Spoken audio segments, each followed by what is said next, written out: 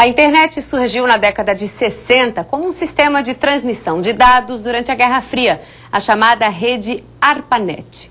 Hoje, 50 anos depois, mais de 100 milhões de brasileiros já acessam a rede mundial de computadores. 10% deles possuem aparelhos móveis e ficam conectados 24 horas por dia em qualquer lugar. E você, toma os cuidados necessários para navegar? Crimes contra o consumidor, falta de filtros de pesquisa para as crianças, mentiras sociais e invasões de privacidade. Será que essa terra tem lei e tem limites e tem fronteiras?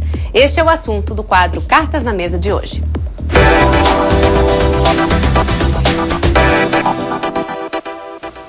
Para discutir esse tema, eu recebo aqui então os jornalistas Alexandre Gonçalves e Moisés Cardoso, o designer Yuri Borges e o advogado Honório Nicolatti Júnior. Sejam todos muito bem-vindos, obrigado pela presença.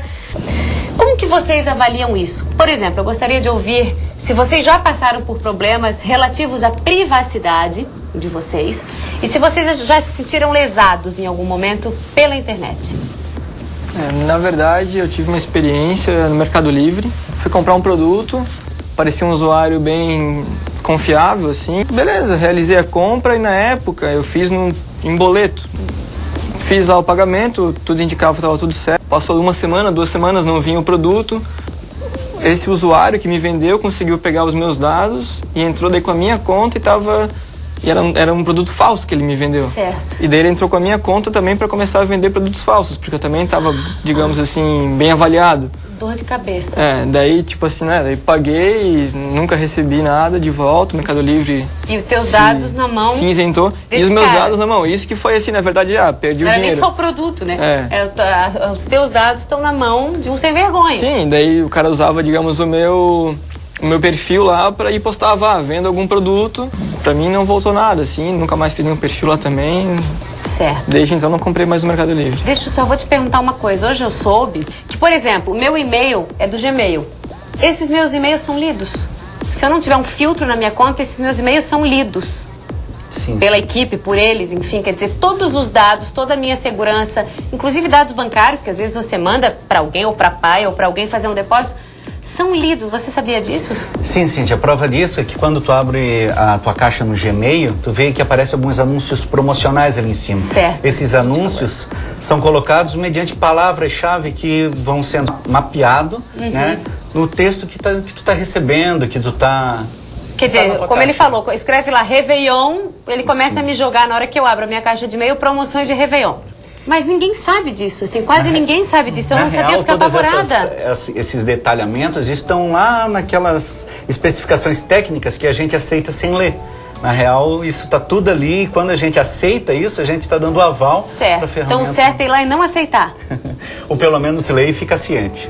Ou ler e saber o risco que está se correndo. Mas se você não aceitar esse termo de uso, você não tem a conta. Porque você vai lá fazer a conta e diz, não, você tem que aceitar o termo de uso. É uma questão de escolha. Ou você tem um serviço que é bom, mas que tu paga esse pedágio. Os próprios aplicativos, quando a gente instala num smartphone, né, eles... na hora da instalação, eles te perguntam, né? Você pode sincronizar com a tua conta, se tu vai ter acesso. Né? Aí eles dizem que as especificações que vão ter acesso aos seus dados, dados dos seus amigos, datas específicas. E quando a gente aceita, tá disponibilizando todos esses dados de mão beijada para uma empresa. E às vezes, se você não aceita, mas alguém aceitou o dado dos amigos dele, você faz parte desse rol de amigos, você está entrando na história. Quer dizer, você pode cair em algum momento nessa história. Fazer uma foto no Instagram, tu pode compartilhar aquela foto. Certo. Se tu faz isso num aplicativo, quando vai criar tua conta, ele vai te perguntar se tu quer compartilhar, que os teus amigos saibam que você está usando aquele aplicativo. Nossa Senhora. Aí tu vai levar mais adiante a possível falcatrua, que às vezes a gente chama de falcatrua, mas no fundo é isso que a gente está falando, é a escolha do usuário, entendeu? Porque a internet nos trouxe coisas maravilhosas, é óbvio, ninguém nega, né, o poder, a importância, ninguém mais vive sem, obviamente. Mas esses dias eu encontrei uma vizinha no elevador, muito engraçado, que ela disse assim, olha, pra mim, a internet é obra do capeta. É coisa... Porque o mundo vai acabar por causa disso. Porque hoje em dia todo mundo só vive conectado, ninguém mais conversa, todo mundo está ali o tempo inteiro nos seus celulares. As informações da gente estão no mundo inteiro. Por exemplo, se você botar o seu nome no Google, o teu nome no Google, o meu, o teu, aparece uma lista de coisas a teu respeito no Google. Sim. com fotos e com tudo, coisas que eu nem sabia que existiam ao meu respeito no Google. Com autorização de quem? Eu não autorizei a minha informação estar ali, aquela foto estar ali. E aí, se eu me sentir ofendida, assim, pô, tô aqui no Google, um monte de página falando de mim, eu não quero isso, é o meu nome, sou eu. Não tem como pedir que tire? Que a pesquisa não apareça nada a meu respeito, a respeito de qualquer um de nós, doutor? Boa tarde, Cíntia, boa tarde a todos. Bom, as consequências, elas podem ser tanto na esfera civil, danos morais ou materiais, dependendo se essas informações, elas causam algum tipo de prejuízo, né, à sua moral, algo nesse sentido. E também nós teríamos consequências até, de uma certa forma, criminais nesse sentido.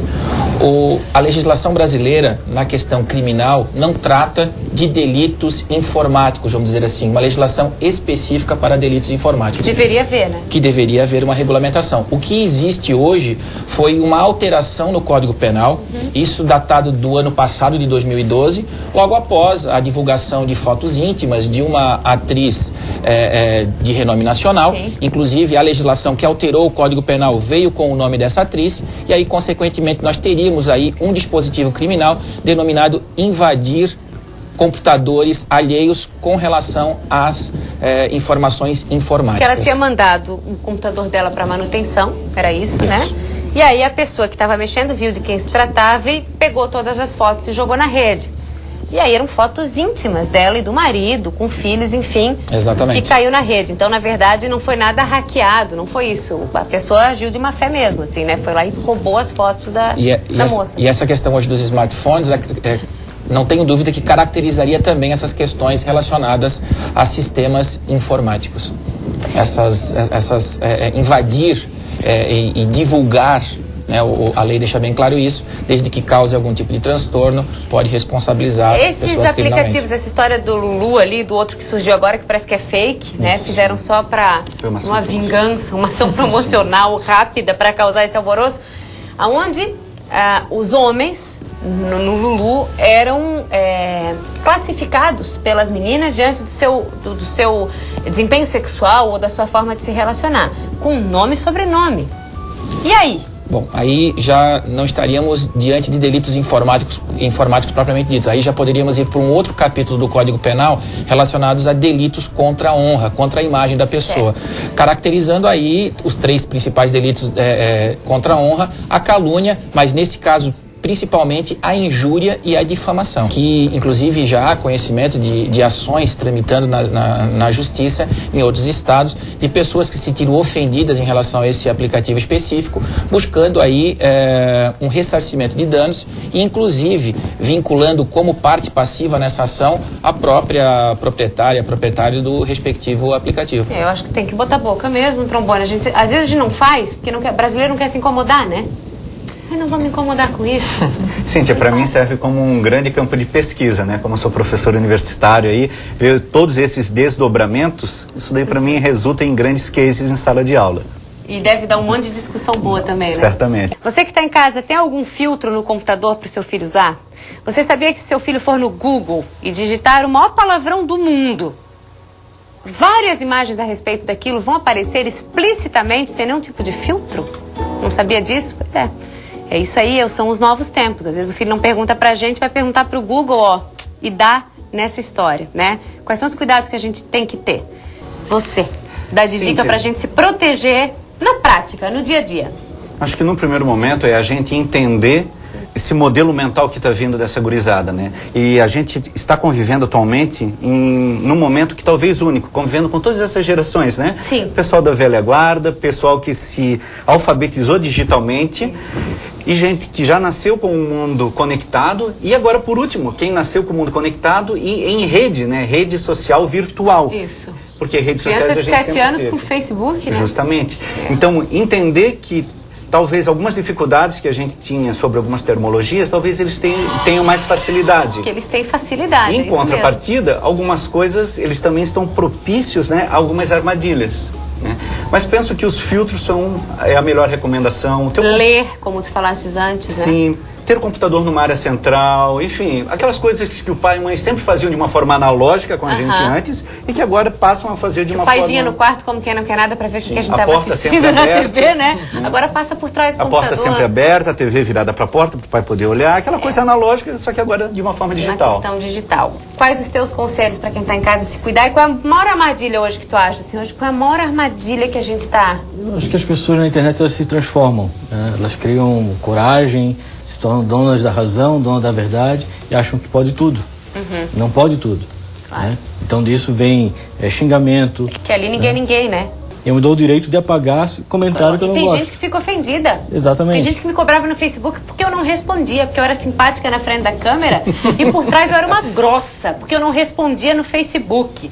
É uma invasão também. As pessoas acham que tem uma intimidade contigo que não existe. Tem o teu amigo, que é gente fina, e tal, tem alguém bacana, que você não sabe quem é também, que tá ali né? pra te... Que aquele perfil pode não ser o verdadeiro, como tantas histórias a gente... E as pessoas estão num clima assim de ter opinião pra tudo. Isso. Né?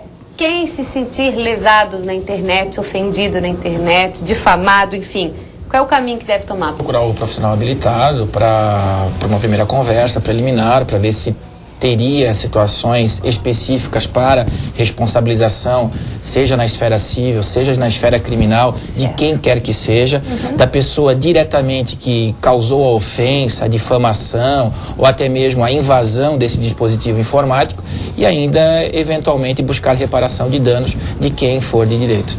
Não acreditar em tudo que se lê. Houve um caso, porque agora virou no Instagram a história do culto ao corpo, né? Quem tem a menor cintura, quem tem a barriga mais negativa. Projeto Verão, sim. Projeto Verão, quem tem o peito mais em pé. E parece que no Instagram a palavra gordo virou uma forma de ofender os outros, né? Todo mundo tem que ser magro e bonito e tal.